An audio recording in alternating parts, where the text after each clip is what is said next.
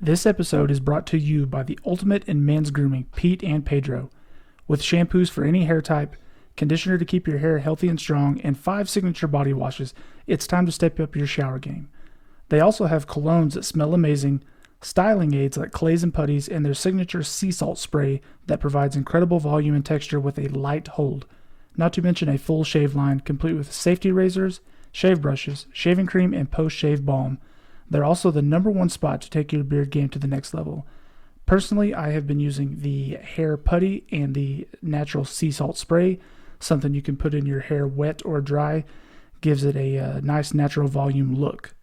If you'd like to take advantage of the offer they hooked us up with today, you can do so by using the code AUTHENTIC15 to get 15% off your entire order. That's AUTHENTIC 15 to get 15% off of your entire order. You can do so by going to www.peteandpedro.com. Ladies and gentlemen, welcome to the Authentic Podcast with Justin Doulard. And thank you for tuning in to another episode. It's time!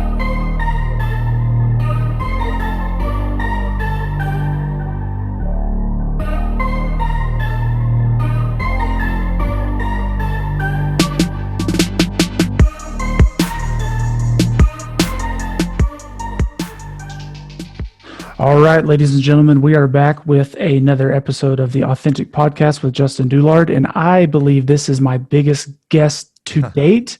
This man needs little to no introduction, the face of the octagon for 25 years and running. He is on my introduction, Mr. Bruce Buffer. Thanks, Justin. How are you? It's a pleasure to be on, doing some work for you, now on with you. It's all good. Bruce, I'm doing incredible, and I cannot thank you enough for coming on. And I did want to say a huge thank you to you both and Kristen, your business partner. She's awesome. She really is, back from when we got the introduction from you and then just communicating with this. She's amazing. So tell her thank you for me. So I certainly will. She takes great pride in what she does, and she just loves seeing everybody happy. I have the greatest partner in the world. How did you guys become partners? You guys long friends or? Very long friends. As a matter of fact, in my book, it outlines it in my It's Time book, but quite frankly, Kristen was my girlfriend some 25, 26 years ago. And okay.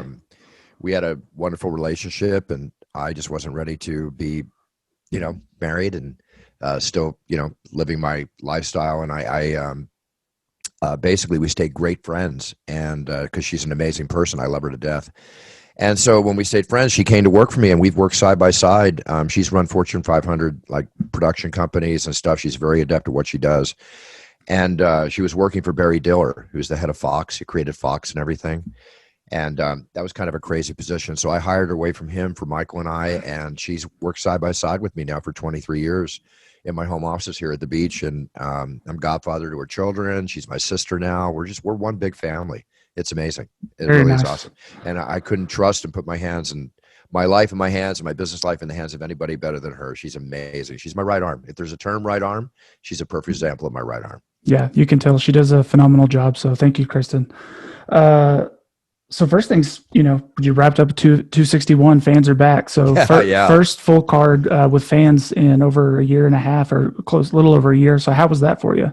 It was amazing. Whenever I'm in the octagon, I'll always bring the heat. Doesn't matter if there's 50 people in the audience or 50,000 people. Because to me, every night I walk out is my first night. I have to prove I deserve this job to Dana White, the powers that be, the fans, you, and especially the fighters and myself. And so I go out there like a kid in a candy store, whether there's no people or anybody. But when I walked out, just to go into the arena, and there was maybe 4,000 or 5,000 people there before the show started, give or take. And they went crazy. Like when I walk out in Brazil, it's like, oh my God, this is unbelievable. So I went in the octagon and pumped them up a little bit, bowed to them, threw kisses to everybody, and said, which basically like, get ready. This is going to be a hell of a night. And they went ballistic, and that ballistic energy just carried through the entire evening. When I first walked out and went, "We Are Live," but I wasn't getting hit by a fly. It was more like, this is unbelievable. So it's been over a year. It was like my first kiss. It was amazing. Awesome. Yeah, watching it. Well, one, it was an amazing card, and two, watching it, it truly felt like I was watching an old fight on YouTube because there were so many fans. It just didn't seem real to see a packed house. It was kind of hard to get used to again. So after all these fights at the Apex with, you know, 20 people in the crowd. So Yeah, exactly. But it is what it is. Now we got a big show May 15th. Obviously, Conor McGregor, July 10th. I mean, it's all starting to creep back. It's a little different being around all those people. I'm very COVID conscious. Want to apologize to the fans that I didn't take pictures with that asked, or it's just the way it is. yeah, I can tell. I can tell that because you're doing all the things you need to do, obviously without the mask. But then as soon as you're done, I instantly see you slip the mask up and just following protocol. And uh, I've had too many people. My gardener died of it. Other people I know have gotten seriously ill and not recovered, died. So I take this very seriously. Anybody that wants to shame me for wearing a mask, that's all I want to say. I won't say what I want to say. yeah, no, I can tell that obviously you're incredibly fit, and Thank it's you. probably not a huge concern to you, but you have a lot of respect for others, and the fact that it's still something very serious. So, I have a 92-year-old mother who got COVID and survived it. oh wow, She's a warrior, and but again, I know people that didn't, and I'm not about to give it to my mother who can still get it again. So absolutely, it's where we're at. It's just I want to be part of the solution, not part of the problem, and we'll leave it at that. I don't want to get too political. I just yeah, can't absolutely, understand. I agree. I can't understand why Uh, some people don't get it, but then again, I'll never get why they don't get it. So it's okay. It's okay. no, I absolutely agree. Of course, I got a lot of questions for you. You could talk all day and pick your brain, but my biggest question for you is this: you grew up in Philly, then you moved to California. Where in your life, how did you get to Oklahoma? You were born in Tulsa, is that correct? Yeah, well, that was a drop off. I mean, my dad told me that I was conceived in Vegas. Oh, yeah, okay. Me and my mom were, doing Vegas all through when the mob ran the town, and I was playing blackjack with my dad at 18. He was a boss gambler at the Riviera Hotel where they filmed Casino and all these great movies in the past. And I had the experience of being there when the so-called certain people owned certain things in Vegas, let's say, and it was an incredible time, and I grew up like that. And so anyway, my dad ran Fortune 500 companies, and at the time he was living in Tulsa, Oklahoma. When it came time for me to be dropped off, I popped out in Oklahoma, right? 9 months later, we moved to Dallas, lived there for 2 years, went to Philly for about another 5, back to Dallas for 2, back to Philly till I was like 15, where I moved to Malibu. And Philadelphia is my hometown. All my relatives are there. I learned how to fight in Philly. I learned how to fight in Texas too, at a young kid.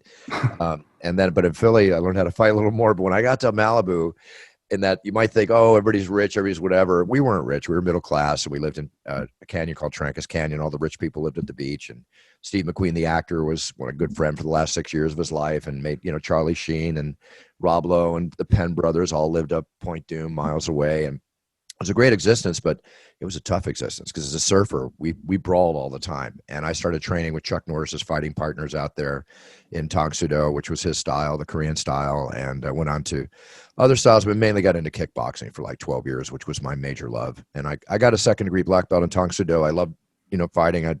I competed in the internationals one time, but I wanted to fight for real because I had a lot of real fighting experiences, and I wanted to get in there and knock the guy out or get knocked out, whatever the case might be. So I fell in love with kickboxing. That was my thing. Yeah, absolutely.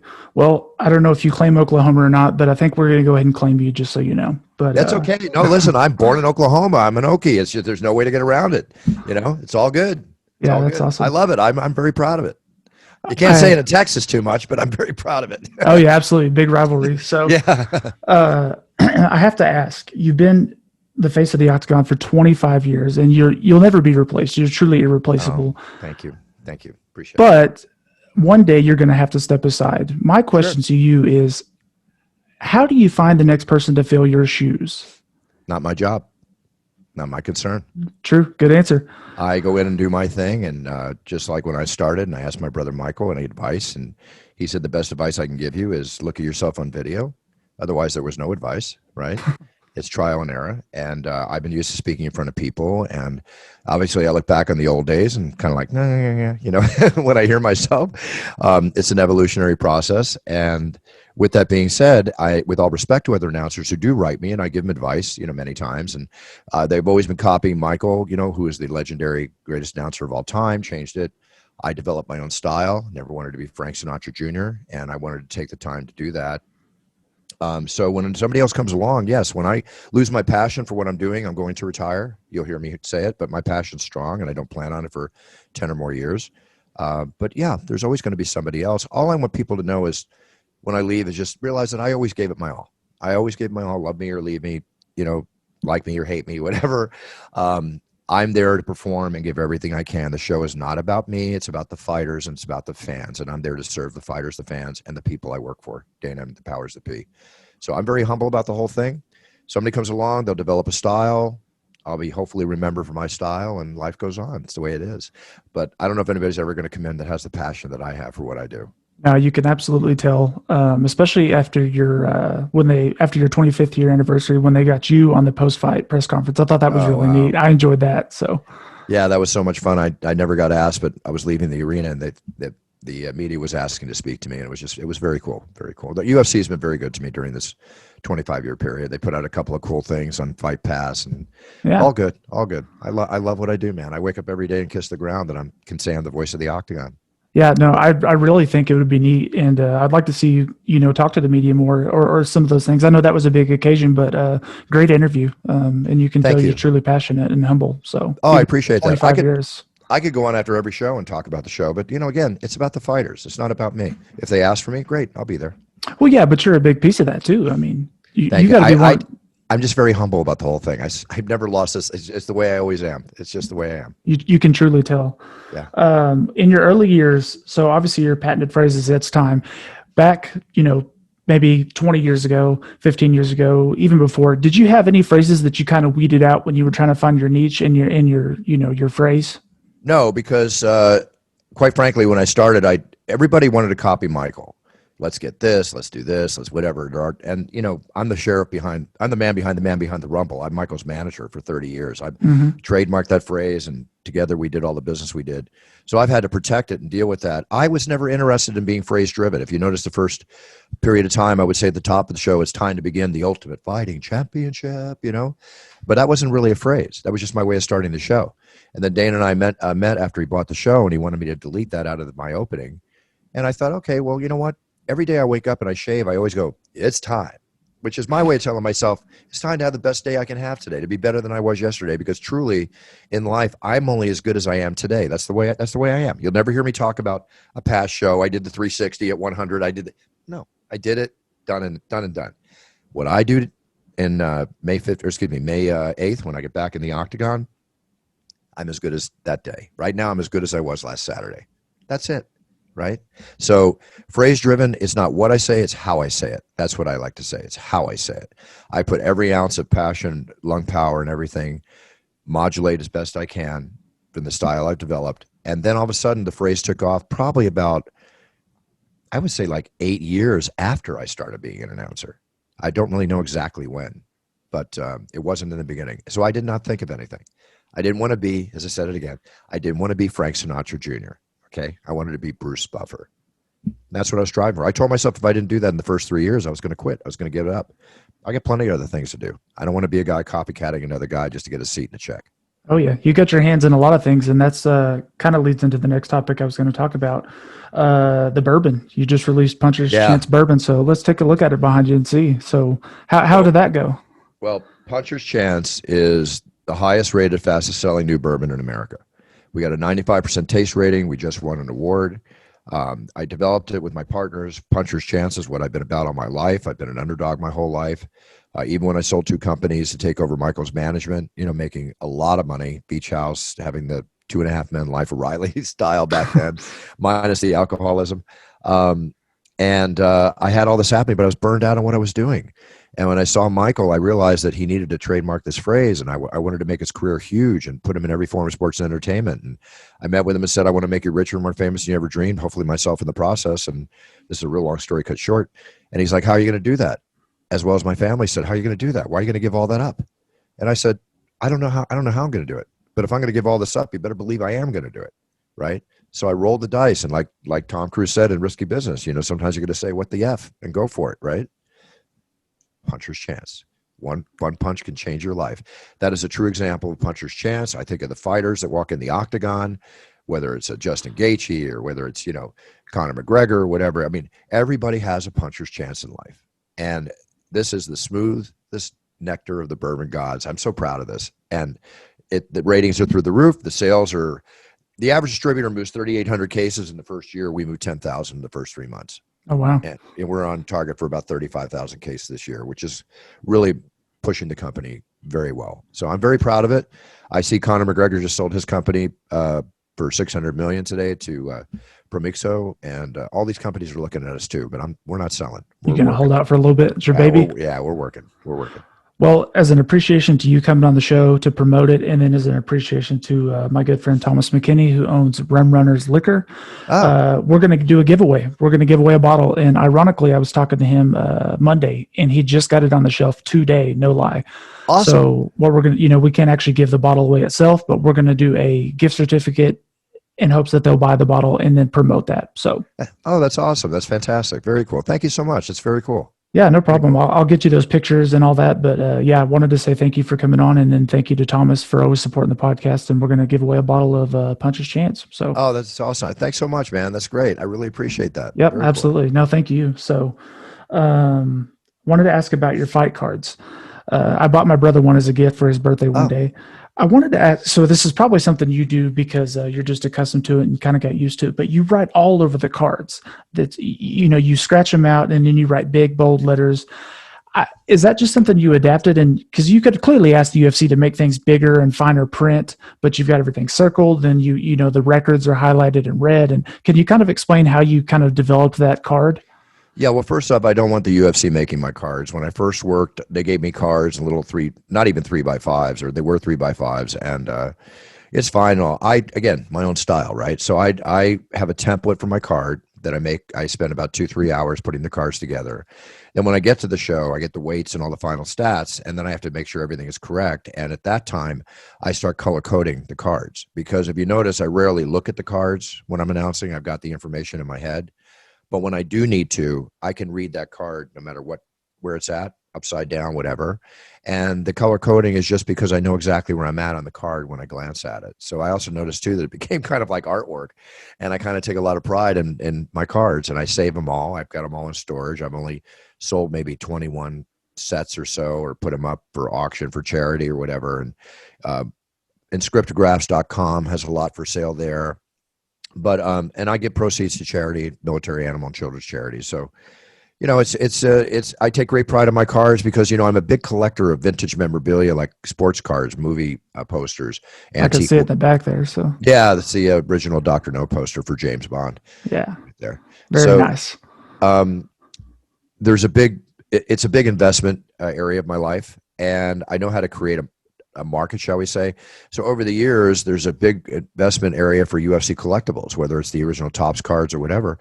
And I'm keeping up with all that. I've got, storage stock full of cards, and those are collectibles. They're one of a kind collectibles. And the most it's ever sold for, the Amanda Nunes, Ronda Rousey, or Amanda Nunes Ronda Rousey card, was it? I think it sold for like $4,200. No, Cyborg card. Cyborg and Amanda Nunes sold for $4,200. Wow. Crazy. I've listened to a couple of your episodes on your show. Then I listened to the one most recently on Hotboxing with Tyson. And one thing I wanted to kind of commend you for and then talk about is, the debate of the greatest of all time, right? That's always everyone's favorite question. But not necessarily asking you who is your greatest of all time, but wanted to just say I really enjoyed that you mentioned to be considered the greatest. It's not just about your record. It's about kind of who you are as a person and what you do outside of the octagon as well. So I thought that was really neat because that's not a topic a lot of people look at. Well, fighting ability is fighting ability, and you're recognized for your record and everything else. But like you said, to me, it's a full package, right? Randy Couture is one of the greatest of all time, in and out of the octagon. I have a hard time saying that they are the greatest. I think there's a number of GOATs, right, that stand on their own. Obviously, Khabib is going to stand above because he retired undefeated, right? Who else is undefeated in the octagon? I never thought there would be a fighter that would retire undefeated. And if Khabib continued, maybe a faster gun would come along and take that away from him. But quite frankly, the way he was rolling, I don't know if Khabib would ever be defeated. Yeah. He's a monster, a total monster. Yeah, and a great guy. I really like Khabib a lot. Oh, yeah, absolutely. No, that was something that a lot of people say is the longer you go, you're eventually going to find somebody who's going to catch you. Like you said, puncher's chance. It's going to That's the happen way it is. eventually. So There's always a faster gun. There's always a tougher guy, and there's always an off night. yeah, I thought that was neat too on your show. I can't remember if it was yours or Mike's, but he talked about he thinks that boxers just get better every single year and every single decade. Yeah, that was actually on my show. Because we were talking about the 50s and the 40s when there were 9 divisions of boxing versus 50 plus, and the best fought the best. And sometimes, like we said on the show, like Sugar Ray Robinson, Jake LaMotta, they fought each other twice in 4 weeks. Yeah, it's insane. Hello, 4 weeks, 15-round boxing. Come on, a different breed. But he's right: bigger, stronger, faster. I know our time is close, so I was going to ask you a couple rapid fire questions. Ask your questions. Ask your questions. I appreciate it, Justin. It's okay. Yeah. I just got to get prepared for my podcast, but go ahead. No, absolutely. Who do you have on? Going to have John Anik on today. I was going to have Chris Weidman, but he just texted me that he's still recovering, and going to send him a bottle of Puncher's Chance to enjoy his recovery because he likes bourbon. I'll have Chris on in the next couple of weeks, but Anik and I are going to break down 261 and go over some other stuff. Good deal. I'll be looking forward to the one with Weidman. I was just mind blown at that injury, and especially the fact that it happened against him, 8 years ago. What are the odds of that? Ugh. I was devastated when I saw that. I don't know if the camera caught my reaction, but I was just like, oh my God. I don't want to see fighters get hurt. I don't want to see fighters, God forbid, ever get really hurt on my shift, No. much less any shift. We're there to compete, not to get hurt, but it's one of those freakish things. Yeah. You plant that knee right, it's going to break something. Yeah, absolutely. Okay. Obviously, you've done it for 25 years. You've seen some of the best matchups ever, all front row live. Give me 2 or 3 of your classic matchups that you'll never forget. Well, obviously, Griffin and Bonner, the finale, the tough finale for the first season is unbelievable. You get back to some of those old fights between Randy Couture and Vitor Belfort, some of these wars, or Pedro Hizzo, you look back at some of those wars, they were unbelievable, right? And then you get down to the fights just in the last year. I mean, the Weili Zhang, Joanna Jędrzejczyk fight. I mean, come on. It's just not just because the way Joanna came out of it, but just the way it happened during it. It's just, I say in the last year, every time I think I see the greatest fight or one of the greatest fights, it's like a week later, a month later, whatever, we see another. This is the entertainment value the UFC brings. It's why I'm glued to the show from beginning to end. It's Saturday night, those first 2 fights on the prelims on Fight Pass or wherever they were being shown, and one got the bonus. They were amazing, It's so hard not to think or recollect on the old fights when, like you said, when every single month or every single quarter, just new matches are coming that are just so phenomenal. Like you said, the Weili and Joanna fight was just incredible. Right. I know. I don't know what to say. This was a big one for me. Give me a dream matchup of yours, and that could be a hybrid of anything. That could be old fighters that never fought. That could be current fighters, or there's a lot of talks right now about how Kamaru Usman is on the pursuit of GSP and may surpass him. So you could take those two, like hypothetically, if they were in their prime. Dream matchup: old fighter, new fighter, actives, doesn't matter. Something we never got to see, or we may never see. I would love to see GSP and Conor McGregor go at it. That would be a very exciting fight. I always wanted to see GSP and Anderson Silva in their prime go at it. That was one of my most wanted fights, most definitely. I could put so many of these things together. There's so many different ones, Chuck Liddell and John Jones in prime. I would love to see that, the striker versus one of the GOATs of all time, right? There's many matchups, like today in boxing, they're making all these matchups. Logan Paul and Mayweather just got announced for June 6th, and Logan just texted me last night about it, and he's real excited. There's different things happening, but all that stuff is more like celebrity boxing back 15 or so years ago when they had the celebrity boxing in true big numbers. You can always create these things. They're exhibitions, but getting back to what your question is, I could rattle off 10 of them right now, but the ones I just said, I think Anderson Silva and GSP would just be amazing in a prime. I would just love to see them go at it. What do you tell Logan Paul when he's going to fight one of probably the greatest boxer ever? What do you say to that? Well, we're friends, and he's actually very, very cool. I can't say much about his brother, but I can say about Logan, he's very, very cool. He seems cool. He is. For a young kid making the kind of money he makes and what he's doing, we all make some little mistakes as kids, and you get redemption and go through them. I just told him, I said, go for it, work hard, go for it, and make it. meaning make the money. Make the money. Money's there, make it.